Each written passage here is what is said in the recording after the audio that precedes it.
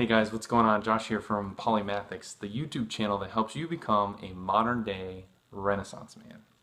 And today we're going to talk about one of my favorite words, plot. And not plotting and scheming, although that is another one of my favorite words, but plotting as it relates to works of fiction and literature. And so just to give you the definition that I found on the internet, basically plot is the main events of a play, novel, movie, or similar work devised and presented by the writer as a series of interrelated events. And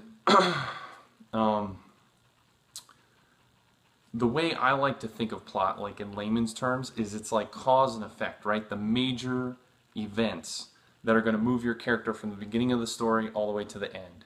So a lot of times people ask, like, okay, so what's the plot of your book? And what they really mean is what is your story? What is your through line? Because if you were to explain the plot of your book, that would be like every single event, every single cause and effect that happens.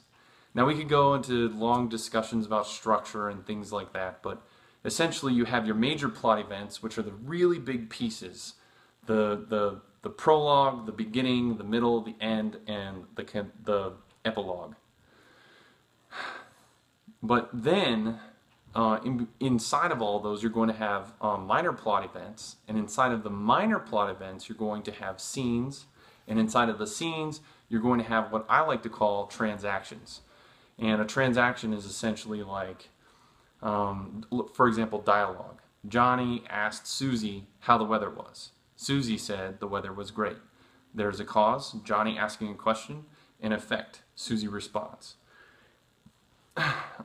Another thing is Johnny throws the baseball. Susie catches the baseball. So when we're talking about plot, that's essentially what we mean, right? All of the big events that happen throughout the story. And so just to give you some perspective on how important plot is and understanding plot is to writers, I'm going to quote two very well-known writers slash authors slash movie makers. The first one really needs no introduction. George Lucas. Everybody knows who he is. He's the creator of Star Wars, which was probably one of the most influential works and myths of recent times. And essentially what he says is storytelling is about two things: plot and character. And that's very true, because plot and character are kind of intertwined. They're married. If you don't have a good character and you have a great plot, it's going to seem robotic. On the flip side, if you have a really great character but no plot, things are going to seem scatterbrained and they won't make sense to the audience. So you've got to marry those two up really well. The other thing comes from J.K. Rowling, who is, as most people know, the creator of the Harry Potter series, and also the first billionaire author, and probably, I believe, well, obviously the richest author on the planet. And what she says is, I always like to have a basic plot outline, but I like to leave some things undecided so that I can do it during the work and during the writing. And so, any of you guys who have ever participated in NaNoWriMo, which is National Novel Writing Month, you'll know that there's two main camps, right? There's people who are plotters and people who are pantsers.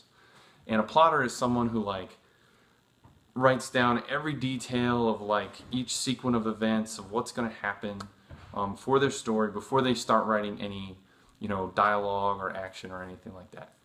Pantsers, on the other hand, do the complete opposite. They just start writing and they let their characters kind of take them by control.